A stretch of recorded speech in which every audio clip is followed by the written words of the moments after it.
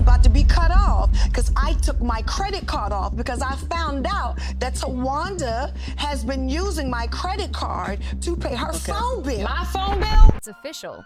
The Fed just became aware of Towanda Braxton. Tonda's recent bankruptcy case, according to people close to the FBI's Atlanta field office, involved more than just financial malfeasance. Following the discovery of fresh papers connecting unreported income and property transfers, it is being investigated as possible bankruptcy fraud. When the breach initially surfaced, I recall browsing social media sites. Tamar Braxton was being tagged by everyone who wanted to know if she had given the feds a tip. To be honest, the timing seemed far too convenient. When showing them their receipts, a fan placed it flawlessly. Y'all stopped thinking Tamar Braxton is crazy. Her sister Towanda listed her as a creditor. That was a gift lie. Overnight, that one post became viral. The 2019 Chapter 7 file, in which Towanda claimed Tamar owed $35,000, a loan Tonda maintains was a gift, was already being examined by the government by morning.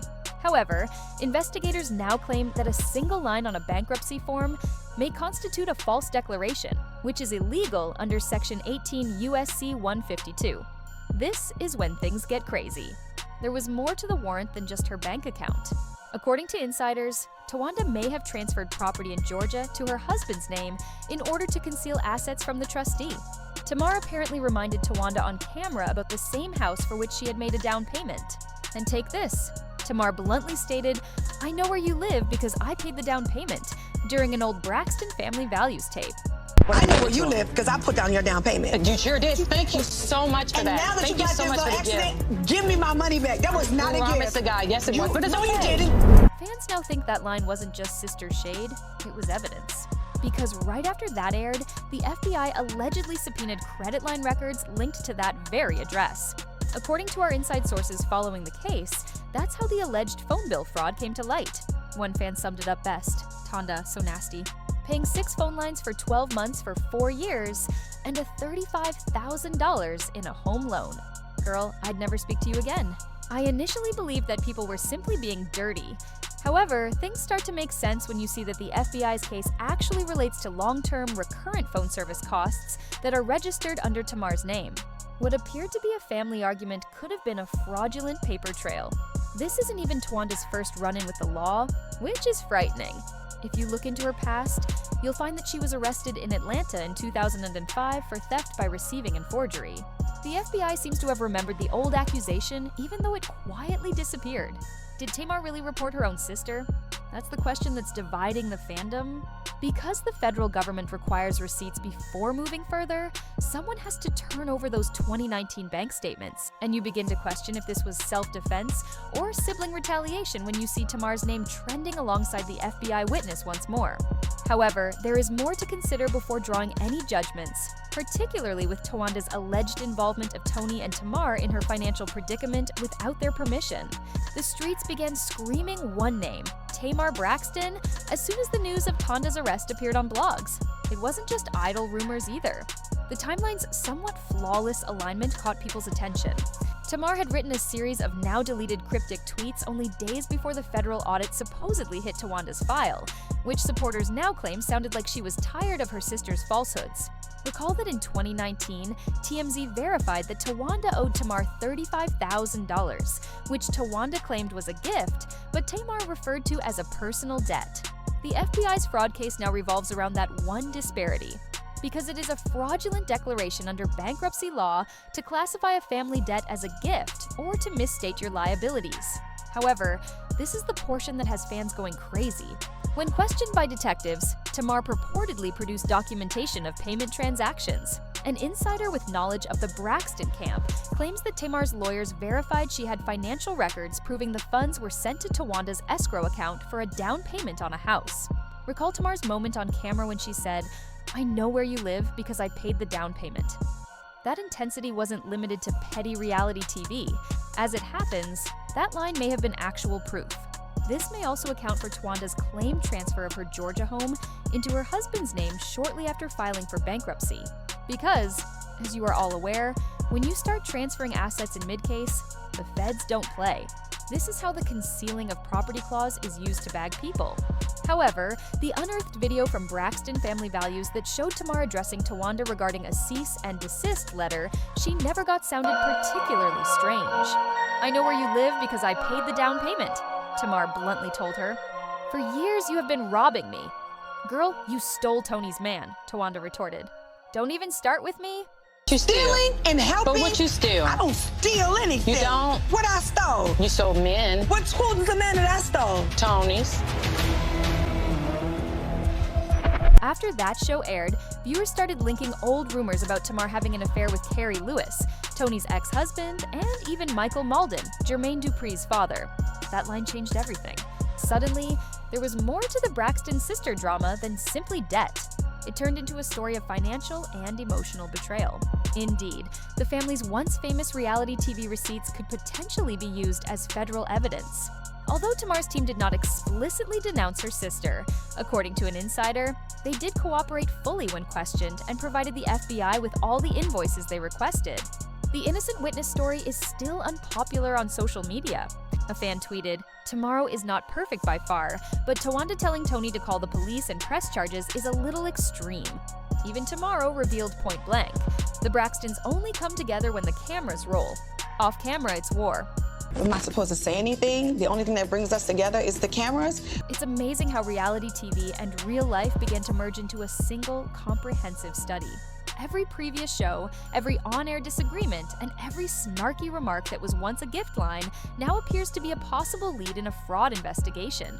However, it wasn't the money that truly gave this situation a gloomy aspect. It was the extent of the betrayal.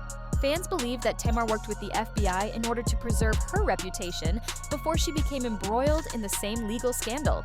By the time Towanda's arrest was widely reported on gossip websites, a long-forgotten rumor had reappeared and completely altered the situation. The one about her taking her own mother's SSI check, which was revealed on Tony Braxton's podcast in 2020 by Zoe, his former secretary. He even referred to Towanda as evil for allegedly stealing Evelyn's social security check. When you can steal SSI checks, I don't know what to say to a person when you're that thirsty, that evil, and that's not all. According to reports, Towanda was detained for forgery and theft by receiving in Atlanta in 2005. This makes the current FBI investigation appear more like a pattern than a misunderstanding. If you've been watching Braxton Family Values since the first few seasons, you are already aware of their ongoing financial difficulties. However, the impact is more serious than a disagreement between sisters this time, because the entire Braxton heritage begins to fall apart from the inside out when you combine federal fraud charges with decades of family distrust. Even Tony, who is typically the one to mediate disputes, recently gained notoriety following the viral video in which she called to cancel Towanda's event. Phone. I can't wait to see it. I won't be able to be there. That's why I was calling you. That made me very sad. I know. It wasn't about schedule, according to fans. It has to do with distance. Tony has been publicly withdrawing, perhaps to shield her wealth and reputation from whatever is happening to Towanda. And really, who was to blame? The last thing you want when the FBI's financial crimes team is investigating your family is for your personal accounts to be uncovered. However, the aspect that most affected me was how the sisters' quiet became a tactic.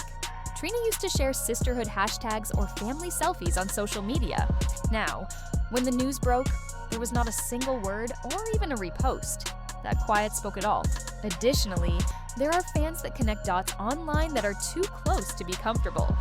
One person wrote, "So Tony thinks it's all right to help out the family, even if it means they are stealing from you," allegedly charging 6 phone lines for 4 years.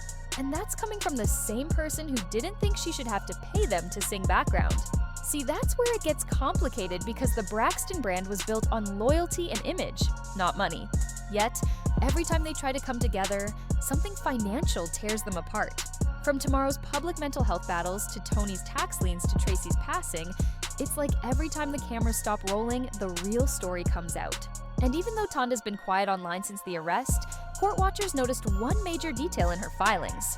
She listed $277,000 in assets, but $547,000 in liabilities, including a $50,000 Tesla she was allegedly still driving on the show. One fan nailed it perfectly. Somebody with $150 in their account shouldn't be driving a $50,000 Tesla. There's a problem.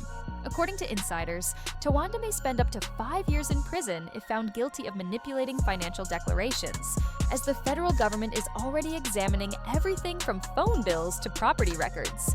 Additionally, Tamar's camp has not made an official statement. The truth must sometimes be allowed to speak for itself. The internet went crazy over that alone, because this could be one of the largest family betrayals in reality TV history if it turns out that Tamar was the one who discreetly sent material to the FBI. There's still one more twist, so it doesn't end here. One that links what insiders are now referring to as a multi-year concealment scheme to Tony's silence, Towanda's husband, and a few dubious offshore payments. People assumed it was over when word leaked out that Towanda's business account had supposedly been frozen by the FBI. However, that was only the beginning. Insiders said that investigators discovered that a portion of her cosmetics company's earnings had been transferred to a consulting firm in her new husband's name, the same man who now has legal ownership of their house in Georgia. She likely believed the action would safeguard their possessions, but it apparently backfired severely. The transfer is now being investigated by federal authorities as an intent to conceal. This is the point at which it becomes darker. Tony Braxton allegedly quietly removed her name from all joint Braxton family companies months ago, according to those close to his team. Although Tamar hasn't said anything in public, fans were really moved by the old photos of Towanda's bridal shower, the one with the Bridget Girton theme that emerged. Tamar and Tony did not appear. Remember Tony said she was going to do the bridal shower? She's not doing the bridal shower. Somebody else is making sure everything is right for the bridal shower. I mean, I just thought that everybody would be, you know what I'm saying, happy and excited and wanting to be a part of it and want to be involved, but I'm not getting any of that, and that makes me sad. Yeah. When the IRS issued a back tax warning on Towanda's household account, which sparked the initial round of federal scrutiny, it appears that people were already distancing themselves, even though at the time, they felt it was just petty sister drama. Some of you may recall that the cameras are the only thing that unites them, and at this moment, it couldn't feel more true. Once the epitome of sisterhood ideals, the Braxton are now entangled in federal fraud, treachery, and internet mayhem. According to insiders, if Towanda cooperates and divulges information about other people who profited from the bogus files, her next court hearing may involve a plea agreement. Translation: this could get worse if Tamar's funds or Tony's assets even come into contact with those accounts. According to reports, Towanda is disputing everything. However, at this moment, stillness doesn't sound like strength. It seems like a tactic. That's when it dawned on me. Money is not the only issue here. It has to do with legacy. In the past, the Braxtons were the most admired R&B family in America. Singing about love, solidarity, and faith are 6 sisters. However, the same thing that kept them shining, their mutual celebrity, may suddenly prove to be their undoing. The most absurd aspect, to be honest, is that this may not even be finished. Our insiders claim that the FBI's case file contains references to other family-related financial accounts that are still being investigated. If Tamar and Tony are mentioned anywhere in those financial records, they may be the next people to be questioned. The Braxton name may never recover if such occurs. No reality show could ever plan such a catastrophe. A family empire that began with skill was destroyed by wealth and ended with treachery.